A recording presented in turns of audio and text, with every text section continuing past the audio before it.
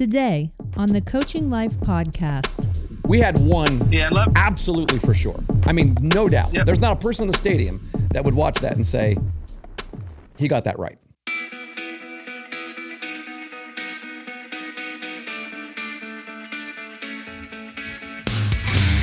Welcome back to the Coaching Life podcast. My name's Pat Martin. I'm here with Coach Chris Stewart. Coach, we a lot of things have happened since the last time we talked. Not really. Since we recorded, I should say that. Since the last time we've recorded, yeah. Yeah. Yeah, welcome back. 2 weeks, 3 weeks, 2 weeks, wasn't it? Yeah, I don't know. Depends on when we put this out. It's probably been a week and a half or two and a half weeks probably by the time this gets into people's ears.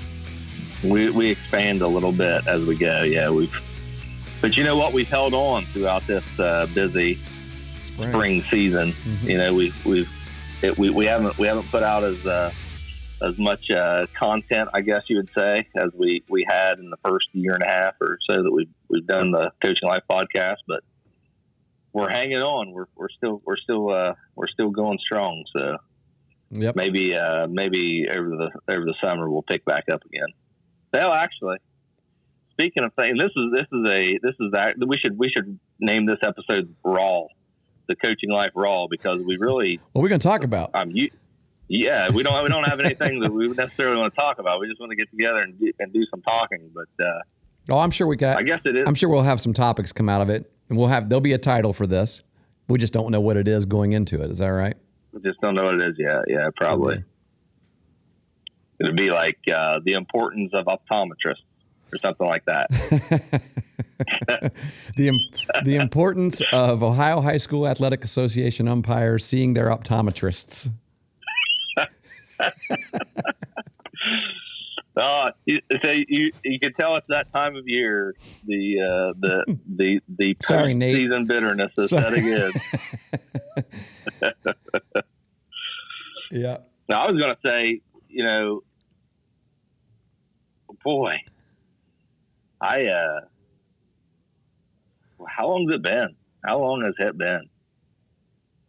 Was it, March of last year? So for over 12 months, I'd say, when I'd wake up in the morning or go to bed at night, and there's a period of time when I stopped and started again and stopped. When I would look at news on my phone, there was not good news to be read for a good portion of time there. And last few days, Coach, I've been seeing some pretty optimistic articles on our pandemic that we're going through here. Oh, well, good for you. I haven't read any news in about 3 months, so I really could care less about it. You gave up. They completely lost you. The news entertainment industry completely lost Chris Stewart. Yeah, you got to make sure you put those two words together, news and entertainment, because that's pretty much what news has become, or what modern day news has become. It's trying to entertain.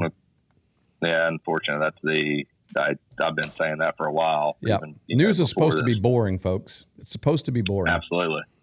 Yeah, it's supposed to be boring, but that doesn't sell views, right? So exactly right. You got to stay on the air and try to make a bunch of money. But what I was going to say is we're throwing out some dates here, and I think we're getting into I actually predicted May, didn't I? I mean, after I predicted, May of last year, and then November, and then I said we'd be back to normal by May, but we're getting there. And I actually feel a little bit of a weight being lifted off my shoulders. I don't know how many other people out there feel that way, but the air seems a little clearer to breathe right now. Mm-hmm. It seems a little clearer to breathe because we can take these daggum masks off. Great response. Yeah, that's true. That's true. It's a good time. Enough about that. Baseball season. That's right. Yeah. We'll skip that now. Most baseball teams in Ohio have either played or are competing in the. I guess it would probably be the districts now. Yeah, depending on your division where you're at. So the smaller school division in Ohio finished up districts this week. Everybody knows who's in the regional tournament. No, that's not true. In Southeast Ohio, yeah, it's weird. The scheduling has been really weird this year when you look at the different districts because, like, the Southeast district finished up 2 days ago, and the first regional game isn't for another week and a half. We were. Oh, that's had right. we won the other night, huh? we'd have had a week and a half of just practice, just trying to keep the kids focused and practice. But like my brother's team is in the same division, different district, and they don't play their district championship until Thursday. And so they've got next, they'll have basically 1 week. It'll be the following Thursday, Wednesday or Thursday, I think is when the regional tournament is. So they're not as they wouldn't be as they won't have as long of a layoff as.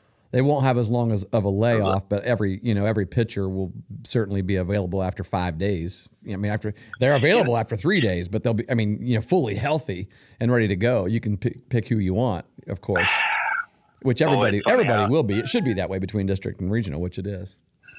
Coach. I guess we do find things to talk about, don't we? Mm-hmm. I don't want to lose too many viewers here. I don't know how many OHSAA people we have listening to us. I doubt there's many. If there is, let us know. Let us know. And maybe you can answer this question, or maybe you can combat or rebuttal whatever Pat's about to say here about your organization. Where's the consistency in making a team play a district semifinal and a district final within 3 days of each other, 3 days of each other, and then not having them play in the regionals for a week and a half? Yeah. Competitively and from a health perspective, no sense. Sure. It's tough. And I imagine a lot of it has I just hung up on you. Sorry, Pat. The joys of remote remote podcasting. I just hung up on my partner, calling him back for all those of you out there. I just hung up on. So did you hear the email come in on my side of things? I had an email pop in, and it came in. I assume it came through the recording as well, and so I was shutting down all my apps, and in the meantime, I shut down Teams as well. So I hung up on you. Oh. So I kept it rolling. So I let all the listeners know that it was just a common thing. I hung up on you, and I'm calling you back. We're back on. Oh, great! Right in the middle of where you were. Back yeah. I assume it's a scheduling thing. Keep talking. I can't hear you right now. By the way, you can't hear me. Oh, there you are. Raw. I'm telling you, raw is the episode. Absolutely raw. So, I think what we were saying is that there isn't much consistency in the way the scheduling is happening. And one of the reasons I think for that is because it's different in a lot of ways. I mean, we have teams hosting in our Southeast district, which I think it's been this way in other districts before, hosting the first round of the district semi. So those district semifinals have been at the higher seeded field, their location. So that's a little bit different. And the only stadium in our area that I'm aware of that's hosting a district championship is Chillicothe Paint's Veterans, the VA Memorial Hospital Stadium over there in Chillicothe is now hosting all Division 2, 3, and 4 games because 2 used to be at Ohio University, and it is no longer there. So I don't know. There could be a number of reasons, and I'm guessing it's a scheduling thing, just making sure that they got enough available slots. Yeah. I've got a different reason, but we've already said we're going to stop talking about that, so we'll move on. Well, they are recovering some of that lost money from the COVID year. They certainly are with those sectional tournament fees and ticket You know pricing, what bothers me? I'm going to be honest with you. This bothers me about and this isn't new. They've always done this, so this isn't something that they've done for COVID. But I really don't understand playing games before 5:00. This is even though we're talking about high school students here, it's a kid's sport, and a lot of those kids have parents and grandparents and family that come and just support them and things like that. And people work. So, Sure. I have a problem with that. I know. Oh, you're talking about the Saturday it may be noon very games? difficult to fit everything in. You talking about the Saturday noon games? I'm talking about Meg's going to Chillicothe right now and playing at 3:00. Oh, yeah. Today. Yeah, in the district tournament, or this is the title. Yeah, and I already talked to them. I know some parents that aren't going to be able to go because they aren't able to get off work that quick. So yeah, they're playing at 3. That's disappointing to me. I think the OHSAA does a good job of promoting fair play and integrity and some pretty significant intangibles when it comes to youth athletics, and I think kind of missing the mark with that. So this is just disappointing. Yeah. So what do you got? What's on your mind, Coach? What are you thinking? Well, we can talk a little bit about our district championship game if you'd like. I think it's. Are you sure? The last time I brought up something about the your district championship game, I was scolded for it. So I'm a little gun shy. You sent me a video, 2 videos of 2 plays at the plate that I was pretty chapped about. that I'm still pretty chapped about, Listen, to be quite honest. Here's how the conversation went, folks. Here's how it went. Look at this. Look what happened on this play. Pat, look what happened on this play. I get a video. And I'm like, oh, gee whiz. And we'll talk about that in a second, I'm sure, because it's ridiculous. But then, for whatever reason, I can't get past, this is Coach Stewart speaking here. For whatever reason, I can't get past the 14-minute mark. Yeah, right. Well, that's what you said.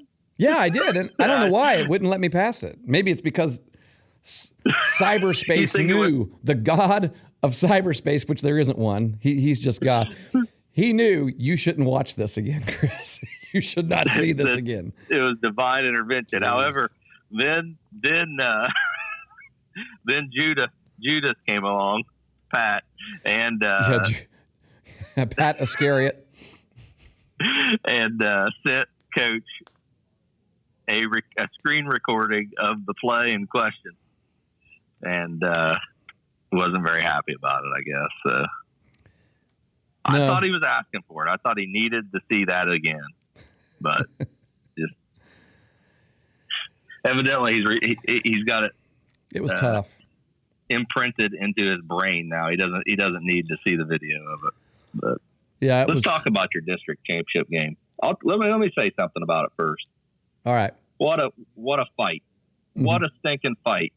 Really, really proud of the Eastern Eagles baseball program. I was listening to the game on the radio, and tight game, 7-6 going into the bottom of the 6th with Paint Valley hitting, and you really needed to stop them because you give up a run there, and it's pretty much over. And you gave up 2. And it's 9-6 going into the last at bat, and you guys battled your butts off. And really, it sounded like to me, and after talking to some people, might have even had a chance there. Last at bat, flare to right field. That wasn't a flare. That was no flare. That was barreled. Oh yes, it was. Yeah, so it's even more so true. Oh, absolutely. So it does sound like it'd be true because I guess the right fielder made a great play on it. Yes, he did. He laid out. And if he doesn't catch that, you got the hitter, pretty quick kid. He's already had 2 triples on the night. Might have gotten inside the Parker off that and tied the game. End up losing 9-8. So I can tell you this.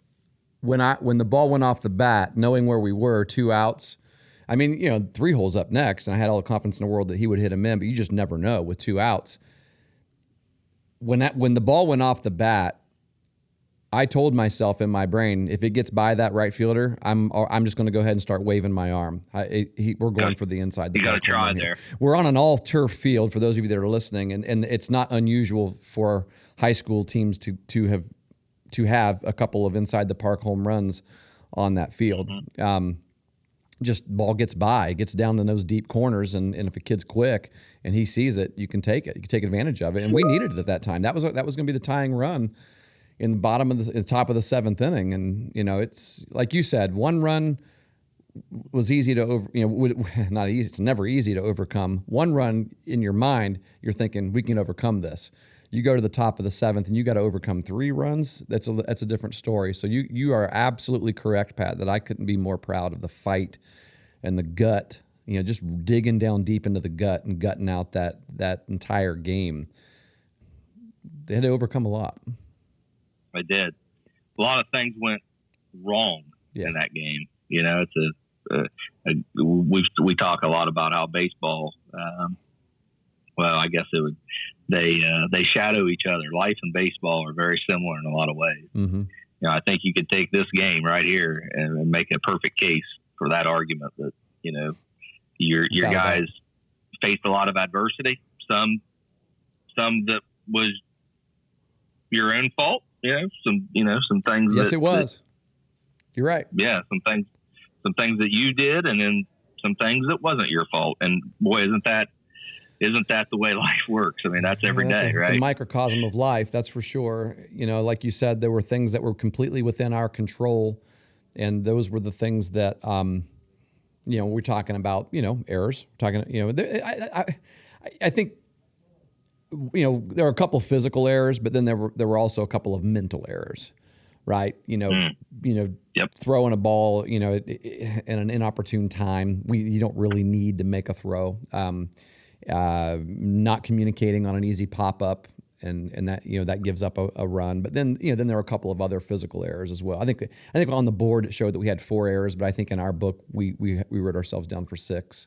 Because the board didn't, there was one play where a kid made a fielding error, and then the runner was able to advance on that fielding error, and then when he threw the ball to the bag, it got by there, and we thought we had a chance of throwing the runner out, and so that's actually 2 errors in the same play. But at the stadium they didn't. They were a little more generous and kind about that, and they put up 1 error there. So we had ourselves for 6, while they had us for 4. But they were very costly. And in a game, in a championship game where both teams are really good, it's hard to overcome those. But our guys did. They really did. It's it's one thing to be able to overcome errors that you've made, or some tough, there's no other way to put it, some tough calls. Some calls that you feel like the umpire legitimately missed. And we had one absolutely for sure. I mean, no doubt. Yep. There's not a person in the stadium that would watch that and say, he got that right. I mean, it was a run, right? So we had one, it was basically a kid stole home. I mean, he stole home. He slid across the bag, was popping up. It was an outside pitch. The catcher had to dive out to get the pitch and dive back to try to tag him. He tagged him on the other side of the plate. The only possible way that he could say he was out is if he said he slid and missed the plate. It was very, very bizarre. So anyway, that's one, right? That's a run. It was also the 3rd out of that inning. So you never know what's going to happen after that. Had a kid get hit by pitch with bases loaded. Kid got hit, bases loaded. Pitch comes in the batter's box. He turns. Umpire made him stay. Said that he stuck his arm out. Maybe he did stick his arm out, but I think it was instinctive of him. I highly doubt he was trying to stick his arm out to get hit. He may have been. I don't know. But in the umpire's judgment, he made him stay there. It's an unusual call, right? Especially when the pitcher had already hit the 2 batters before him. We had 1 runner on. Yep. He hit 2 batters in a row. So it wasn't unusual. I'm getting fired up. It wasn't unusual that he hits this guy. But nope, we're going to make you stay. Okay, there's 2 runs. All right. We had a force out at the plate. It was really close. Bases loaded, ground ball, high chopper to shortstop. Shortstop makes a great play, guns it to home. Catcher stretches out just as our guy is sliding headfirst across the plate. I told him, hey, look, on a forced play like that, don't slide, run through the plate. You may have slowed yourself down a little bit. Man, that was bang, bang. I'll give him that one. I'll say, okay, you got that one right, even though I don't think that's okay because we've got another one. The biggest one that no one's talking about, Pat, is we were on defense and they had bases loaded and a ball gets hit to the wall, clears our left fielder's head. He plays it off the wall very nicely. Our guys go out and execute a really nice double cut. I was really proud of them for this. Shortstop goes out midway. Second baseman's right behind him. The throw comes in. The shortstop is able to get the ball in the air. So he relays it in. Second baseman ducks under it. Our first baseman's trailing the runner to second base. Beautiful, beautiful. The shortstop guns it to the plate just as that runner is coming across. He had no idea. The runner didn't even slide. I mean, our catcher catches that ball. He tags him out easily. Okay? Ball hits. It's like a strike in the strike zone. Hits the catcher's mitt right there, boom, pops right out. I'm scratching my head thinking, how in the world did he miss that, And so I'm like, okay, man, he just missed it. All right, and moving on, okay? We gave up a run there. That'd have been third out of the inning.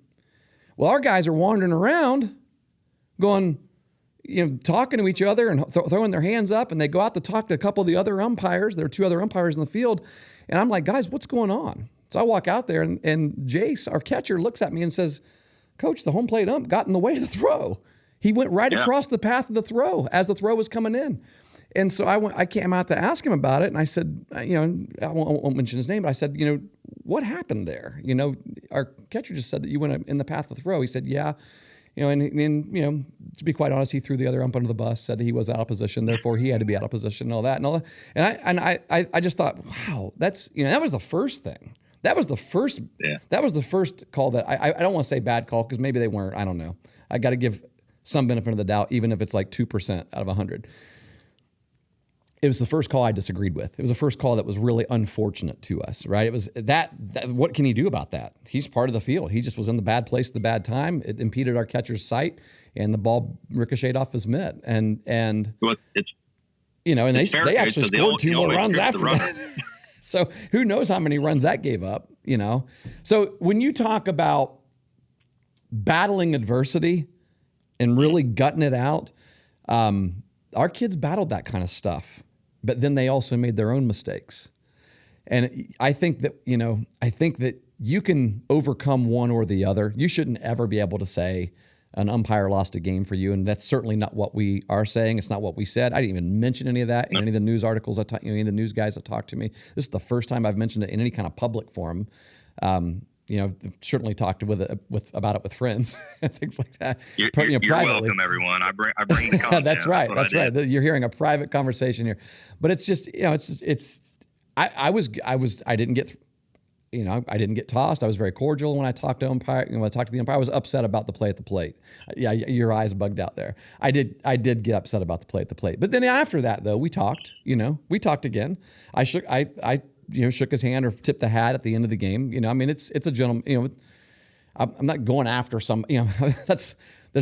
It's a game. It's a game. Okay, it's a game, and the umpire is not your opponent. Even if the umpire's having a bad day, and he was having a bad day, and he's going to have a bad day. The umpire's and I actually told him that in the middle. It was actually after that defensive play where we missed the ball, and he got in the path. I said, listen, we're not perfect either. I get it. All right. It's just very unfortunate that happened. In the same way, it's unfortunate that we might make an error. And I'm going to get on to my kids about getting their heads in the game. You made an error, ump on that one, right? And but yeah, you can sometimes gut out, and you should be able to gut. You should be able to overcome mistakes that an official makes. You should be able to, and you should be able to overcome mistakes that you make.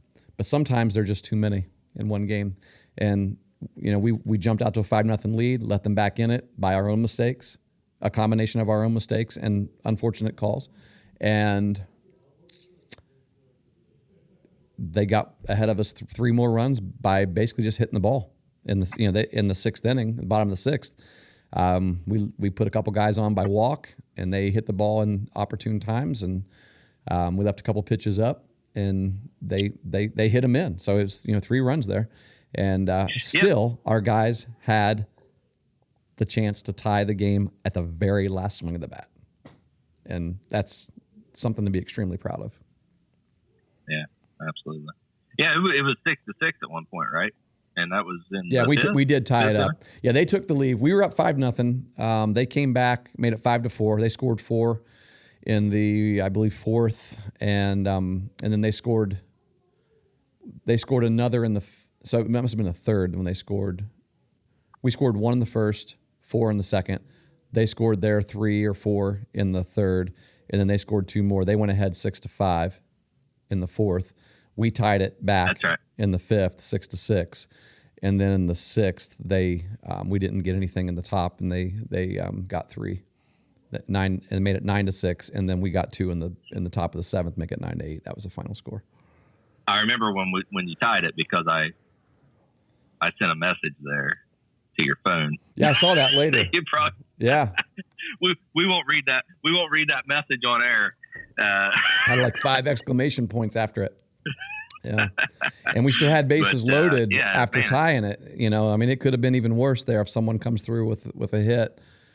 It could have been not just tying it; we could have been ahead by a couple runs there at the end of that inning. And they could have said the same thing about any number of innings that they left runners on base as well. That's just baseball. That's baseball, man. Oh, geez, it's good stuff. It's good stuff. It is, and we should say,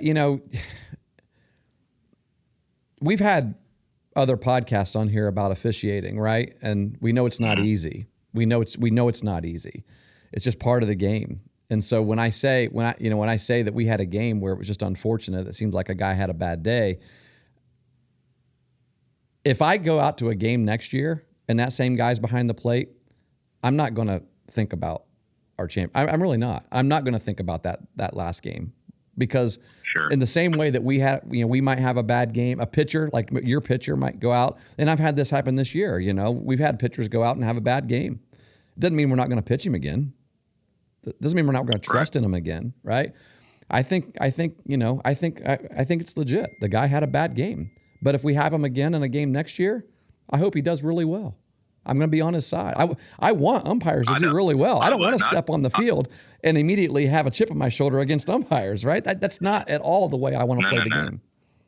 You can't do that because that's not you controlling things that you can control in that case. It's because, a lot of times that works against you.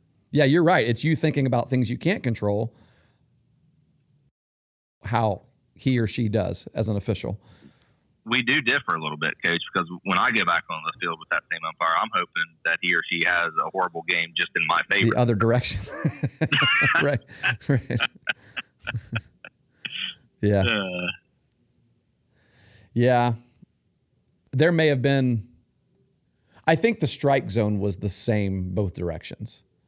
I could hear moaning in the back, people who were sitting right behind the plate. Yeah. And I know from our guys telling me, wow, he's calling pitches that are way outside. And so we were like, well, you got to fight him off. You don't have to swing at it until you have 2 strikes, but, still wait for yours. But if you get 2 strikes, don't let that pitch be called, foul it off. So we had some kids diving out over the plate, just fouling balls off. I was really proud of the way they fought. They're in hunt mode until they get 2 strikes. We call it hunt mode, right? You're just hunting your pitch and lay off of anything that's not. And sometimes it's hard. Sometimes guys don't, but good hitters do it. They'll lay off and they know what they're looking for and they'll hit it hard, or they'll swing hard. They'll go after it. And then in fight mode with 2 strikes, you're just fighting. You fight and okay, every umpire is different, right? If you got an umpire who's calling the ball outside, a strike, you better be able to fight it off. And so I could hear that with both teams. I could hear when we were in the field because of course we told our catcher, well, he was one of the guys that got a really far outside strike called on him. I said, well, use it, right? He was out at second base while one of his teammates was up to bat, and a pitch was called a strike, and I could hear all the fans go, oh! And I looked out at Jace at second. He was getting his lead off, and he looked at me, and his eyes were real big, like wow. And I said, hey, I just said, use it. I said, you're our catcher, use it. And he just gave me the thumbs up, right? And so we did. He set up outside, we heard their fans go, oh. So, it was, I'll give him that. I had no qualms. I mean, I liked the fact that his strike zone was wide. There were some strikes called up, that were chest high. Some were called that were down below the knees. I'm fine with that. You know what that does? It gives you a 9-8 game. It's an exciting game. Kids swing the bat. Yeah. I'd much rather have that. I'm definitely agree with you on that. I always prefer wider strike zone. Mm-hmm. And but man, that's two podcast topics right there. Adjusting to the umpire strike zone. Yeah. So important. Is stop fighting it. That's what I. Yeah. That's what I say. How many teams talk about that? In practice. And then the other is that survival mode that you're talking about that a hitter gets in with 2 strikes. Mm-hmm. How often do we practice that in the cage? Oh, we do. Right. Our second round is 2-strike round. Yeah. If you go rounds, you need to do it. Yeah. We will do 3 rounds in the cage or 3 rounds in BP. And first round is hunting your pitch. Second round is 2-strike mode. And if you don't fight off a pitch, like let's say the second round you get 6. So let's say like the first round you get 8 pitches to hunt. You're hunting yours, and they're just blasting those balls. So second round you come through, you're getting 6, and we might mix it up a little bit in that round too. We might throw you some curveballs, snap them off, right? And if you allow a pitch to go by that you didn't at least foul off or cut at, and it was a strike, your round is done. There you go. So I mean, it's a 2-strike round. So if you let a pitch go by and it's a called 3rd strike, you're done. Next guy. And that's simulating the pressure of the situation there. Yeah. There's value in that experience. Yeah, that's good stuff. But, a lot of people, a lot of people just go out to a cage and they'll say, hey, here's 50 balls, hit them. Sure. And there's purpose there, but there's a lot deeper purpose that you get into, a lot mm-hmm. other things that you can work in those scenarios that, there's practice. That a lot of people don't think of. There's practice, and then there's deliberate practice. Being deliberate about what it is you're doing. Well, what do I mean by that? Let's get specific. Yeah. What are you? Man, that's good. That is good stuff. Kind of facing that right now with my 2 sons. One is having trouble letting the ball get into the zone, and one's having trouble hitting the ball out front. So we're working on. You need another son. On different. What's that? You need another son. Yeah, a third son would be perfect, man. He'd be barreling them right out in the middle, in the zone. Right in the middle. We missed the call there. No, man, your kids can swing it. I've seen videos of their cuts. They're good. But that's just an example of sometimes a kid walks into a cage and they need to see, or live, whatever it is, and they need to see outside pitches. They need to see inside pitches. They need to see low pitches. They need to see quick pitches. They need to see the off-speed pitches. Mm-hmm. They need to be put in scenarios. There's just all this stuff that you can work on. There's no way you could ever show up at a baseball field or softball field and say, well, we don't have anything to work on today. Absolutely. Yeah. In fact, I sometimes get so overwhelmed in pre-practice planning, thinking of too many things to work on in a practice. And it's easy to fill your practice with too many things sometimes that you need to work on. So you just have to kind of schedule that whole week out of, okay, this is what we're going to do today. This is what we're going to do. There are some things I think you should do every day, obviously. Yeah, sure. Right. The real important things, and then you shuffle other things in and out, rotate them in and out, and so you can cover all the bases, so to speak. No doubt. Pun intended. Yes. Hey, something else, Pat? I should say. I think I'm going back to the umpiring thing. Sorry, I can't. It's like constant in my mind. But here's another factor I think that makes those big games harder for an umpire at least in our state and in our district, in our area where umpires are used to working with 2-man crews. And I talked to a couple of them. I talked to the umpires about this at the sectional game because a 3-man, they have 3-man, or not the sectional game, it was our district semi.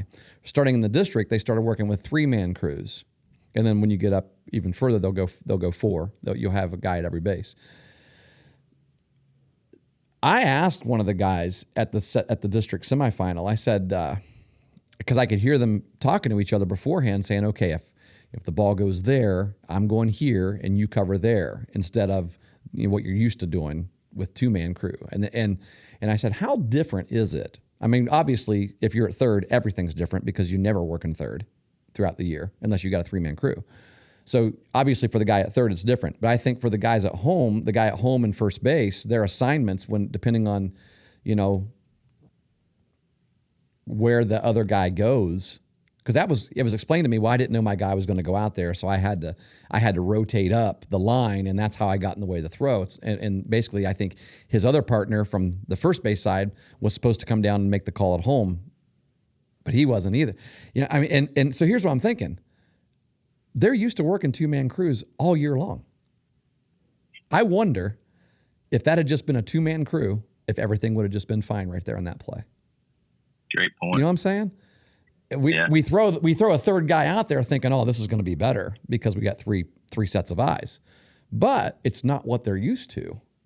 I mean, it would be like us as a team that doesn't bunt a lot going into that game and deciding, hey, our game plan today is we're going to play small ball. We're going to bunt from right from the beginning. So get ready.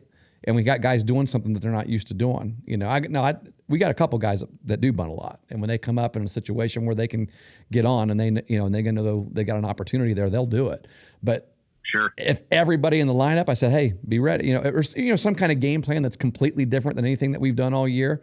I think that's what happens sometimes to those umpires is they get thrown in situations in those big games that they're just not used to. And I know that someone will say, an umpire instructor will say, well, they should be, they're trained and they're professionals. They should be able to do it. Well, it's not, that memory isn't there. That instinct isn't there. And it was obvious that it wasn't there because in that play, apparently 3 guys were not where they were supposed to be. Yep.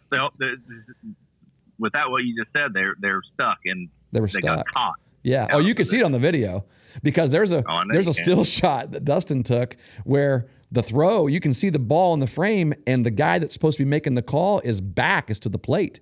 How is he even going to see that play if the catcher catches it and makes a play? Yeah, well, like I said, he almost tripped the runner. Yeah, he did. He got in the way of the throw and almost ran into their runner. It could have been disastrous, man. It could have been disastrous. I would say that too because an umpire on third base is almost out of position to make a call on third base. Like I always felt like, I've umpired some games before, not licensed by any means, but standing in the middle of the infield, making a call on a play at third base is much easier to me than standing, out. And I know you try to reposition yourself as best as you can, but sometimes that's really difficult to get in the proper position because the throws are coming from that way. Oh yeah. So that is interesting. That's a good point. Everyone, I think it would be general perception that if you have 4 umpires, it's better than 2. It just overcomplicates things. I think it overcomplicates things. I think you might be right. We should reach out to our resident umpire expert Nathan Carroll and ask him what he thinks about that. Yeah, we could get Lester on. I talked to Lester a little bit about this yesterday from Eastern. Did you? Uh-huh. What was his take? Was he agreeing with you? Oh, absolutely. He said, he said it was just a cluster. I mean, it was botched all the way around, but he agreed. He was like, yeah, if your instinct is to go one way, but then you're like, oh wait, we're a 3-man crew. You got to think about it. Yeah. Every time the ball's hit, you got to think about it. And the game starts moving too fast for you. And you don't want the game to move fast. You want the game to move slow. And so you want to be able to play the game and operate inside the game in which you're most comfortable operating inside the game with what you're most prepared for. And what are you most prepared for as an umpire? Working with one other guy, not 2 other guys or 3 other guys. I'm not an umpire, but I try to talk to them and I try to learn from them. I do, and I talked with a few about this, the 3-man versus 2-man thing, and that was kind of what they were saying as well. Makes sense to me. I had a lot of the games that we played this year in 10U travel ball there's been one umpire calling the game. Well, there you go. Yeah. Sometimes that's better as an umpire because everyone extends more grace to you. They're like, hey, there's just one guy out here. He's doing the best he can. And sometimes that's not a bad thing. You feel it coming in. Sure. Yeah, you feel it coming in. I mean, I did. I'm like, well, it is what it is. It's going to work for you sometimes. It's going to work against you sometimes. Yep. And then that's the truth. That's really the truth all the time. You expect. Well, because I've said it before. In the district game, their kid balked twice in the inning, but he actually balked more. And I'm going, no, you know what? This was the district semifinal. They had a pitcher that wasn't coming to a pause, or he was coming to two pauses. He was kind of twitching. And I thought to myself, guys, this is a high stakes game, varsity baseball. We don't get any warnings here.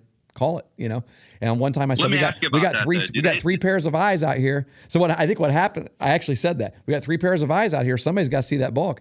And I think what happens is there's more pressure to get everything right when there's more people out there. But sometimes it's more difficult to umpire when there's three people out there. So it's a catch-22 for those guys. That's interesting. Do they typically allow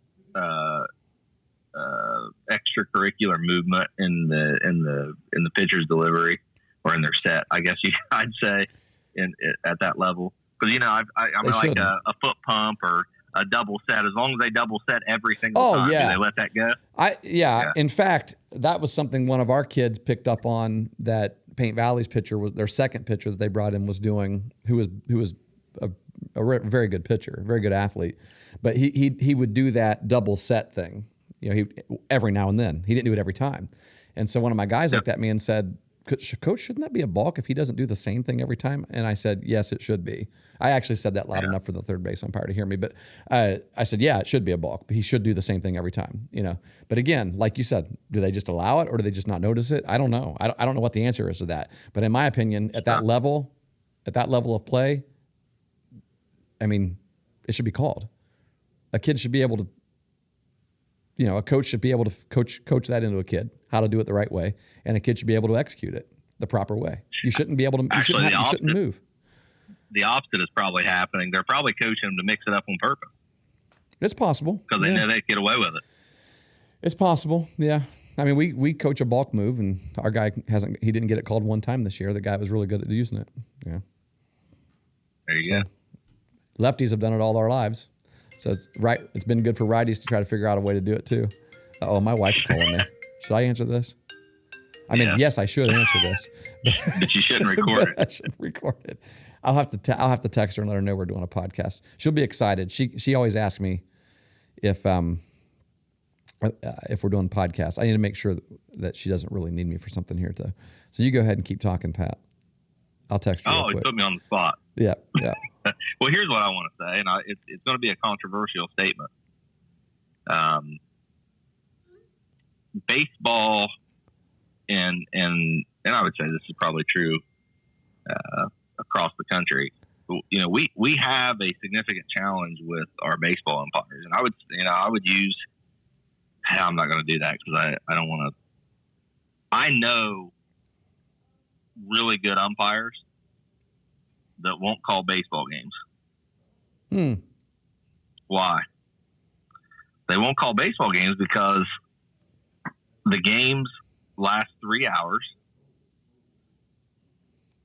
and you get paid the same as you do a softball game that lasts about an hour and a half. Yeah, I've heard that before. I get it. I know why they do it, but I think we need to use a little bit of common sense in this. I think we'll continue to lose baseball umpires. It's a struggle right now. There's a lack of them. I know West Virginia's kind of going through the same thing. I'm not really sure what the rules are, but we're losing umpires for whatever reason it is. There's a number of reasons, but if we're putting these additional obstacles in the way of recruiting, quality umpires, And when you know what makes a quality umpire to me, Coach, and I this is the controversial statement right here. All right. There's people that take a lot of pride in providing a fair and just experience to kids. Mm-hmm. And then there's people that don't really think about that. There's Sure. other things that they think about. Yeah. And I'm not pointing my finger at anyone. It's just that is the bottom line fact. That would be true in people in every walk of life. Well, it's true of But coaches. It's true of coaching as well. You could say the exact same thing about coaches.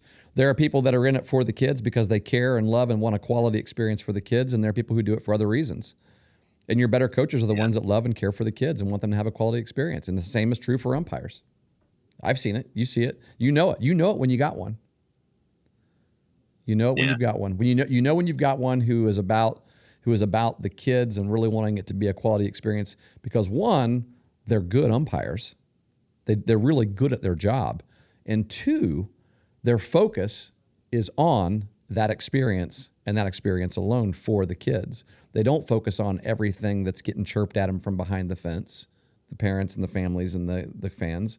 They don't care. They don't care. They're just like, they let it roll off their shoulders, right? There's a little bit of humility in that as well. I think when the ego starts scratching you a little bit, when those things are being said, it's easy to want to turn around and say something or to get combative really quick. I think it requires a little bit of humility, particularly in that position. I would say it requires. I'd say that's one of the biggest. One. I think in every role of leadership, there's humility is required. I think we need to be reminded that we can all be put in our place at any time. But I think it's more true in an umpire role than perhaps like in comparing it with coaching. You've got to have some humility. I mean, your role is 100%. You're a servant here. I'm serving. I'm serving the game. I'm serving the kids, and I'm serving the coaches. I'm a servant here of the game, and it doesn't mean you're a lowly. And I don't say it. I know to use the word servant. That sounds. Oh boy, you're really you're saying he's a lesser member. No, servants aren't lesser members of society. I know a servant. Jesus Christ was a servant, and he calls all of us to be a servant. I'm a servant. Right. It's a role that you've got to embrace. It's a role that, I tell you this, it's a role that when somebody embraces it as that, as their own, on their own, that they don't have to make. If somebody's making you be a servant, you're not going to be one. You're not going to be a good one. You're going to be a begrudging servant. But if you're here, that's what a catcher is on the field. I tell our catchers, you're there to serve the pitcher. But at the same time, that catcher is the most important position on the field. He's the leader of that field, but you're serving that pitcher. And everything that happens, everything that you do, you're serving that pitcher. You help him in every way you possibly can. If something happens, it's not his fault, it's yours. Pitchers are prima donnas. They can't handle a lot of stuff. You catchers are tougher. You can handle it, right? I was a pitcher, so I can say that about them. Serve them, and serve them well. And I would say that same thing to umpires. Get out there and serve well. And if that gets really our military are what? Servants. Our military are servants. Those aren't lesser members of society. What they're serving. We use that word. Hey, thanks for your service. Thanks for serving, right? Definitely. Yeah, those are men. Now, you look at Jocko Willink and say that's a lesser member of society? No, but he's a huge servant. He has been a banner servant for this country. Yeah, in different roles too. Mm-hmm. Yeah. Good point. It's difficult. It's difficult because it becomes harder as you do it because you hear more complaints. You hear things get under your skin more. It makes it tough. I can speak from experience on that. And then I noticed I actually I used to umpire a lot of games in our local rec league, and I had to step away because I recognized that when I walked out on that field, I had a feeling in me that it wasn't a great feeling. That you kind of, it's easy to cling to that I'm in control. Perspective, and it kind of makes things worse. Yeah, it does. It does. It's like what I wrote about in Building Champions. When I finally realized that the umpire is not my opponent. I used to go into game as a young coach. I used to go into games immediately with a chip on my shoulder, like we're going to have to battle against this other team we're playing and the umpires today, because it's just always that way. Why think that? Why go into the game thinking like that? It's just not. It's not the case. They are not your opponent. They're out there serving with you. They're trying. They've got the same goal that you do. Yeah. And sometimes they do well, and sometimes they don't. Sometimes I do well, and sometimes I don't. Sometimes our kids do well, and sometimes they don't. Serving. That's a golden concept there. Really, you can't limit that to a role, because that's almost a required intangible for success. I think. Yeah. You have to have a serving attitude, right? In most things that you do. Yeah, I agree. In most things that you do, you're performing that function in some way, in almost everything you do. Really. No doubt. I don't even know. Yeah, that was great stuff. Coach, what's the name of the episode? You told me we'd have a name. What do you think? What do you think? Every direction, north, south, east, and west. We talked a lot about it. I don't know. It'll be challenging. We covered a lot of topics. We did. This is the danger when we don't have a topic to discuss necessarily. Yeah. So. Overcoming blindness. Yeah. No. That's it. Blindness to a lot of things, right? Blindness to a lot of things. You could become blind to a lot of things. Yeah, we won't make it that. We'll think of something. We'll think of something. I don't know. But it's been good. It's been good to get back behind the microphones a little bit. It's helped me. It's helped, for a couple of weeks. I couldn't think about anything except for the next game. And right. We were on a nice 7-game winning streak there. We won our last 7 of our last 8 games. Of course, we lost the 8th, but and what was really cool about that was we were playing a lot of non-league games there toward the end of our season before going into the sectional tournament. That gave me an opportunity to play a lot of guys that hadn't gotten a lot of playing time throughout the year, and they are the ones that started our winning streak. Those quote unquote, we don't have bench players. We just have we have guys that are always involved in a game. You just never know when you're going to be needed and when you're not. And right. One of those guys worked his way into a starting role for the not one, 2 of them working their way into a starting role in the tournament, and then a third one started because we had our pretty big time player in all possible ways of the word big go down. He was I thought he had food poisoning, but he got some kind of throwing up bug that was going on. He just couldn't get better. He did everything he could to try to make it better, and of course we didn't want him to go to school that day, and so he wasn't able to make it. It's our 4-hole hitter, first baseman, and we played that district championship without him. And other guys stepped up. It was just a beautiful thing. There's so many good things to look back on and smile about someday. No, I've been smiling. It's always tough to lose, but the things you remember. It takes longer to get over it the further along you go. You know that you've had a good season when it takes long to get over it. That last loss, because the longer you play, the harder it is to get over it. And I'm getting over this one a little quicker than I got over the regional championship game losses, because that's 1 game away from the state. We're 3 games away from the state. It's close. Yeah, we'll get back there. I think the fact that it's your final game and the magnitude of the game makes it tougher too. I think that's why there's a trend out there of teams scheduling some makeup games after the tournament run, so that they can just to get back out there. They can close it out. Yeah, you know what I mean. Yeah, it's hard. It is. That's part of the game too. It is, and for sure, learning to deal with loss. That's life, right? It's hard sometimes. I mean, you don't get a chance to reschedule. To schedule an additional job after you lose it, but you got to get back out there and try to find another one, try to find a new one, you got to pivot and move, right? Don't just pivot and move the other direction. Go find a new direction, find something else to do. So yep. And what you can't do, there's heartache that comes out of that loss, and what you cannot do is worship that heartache. Right.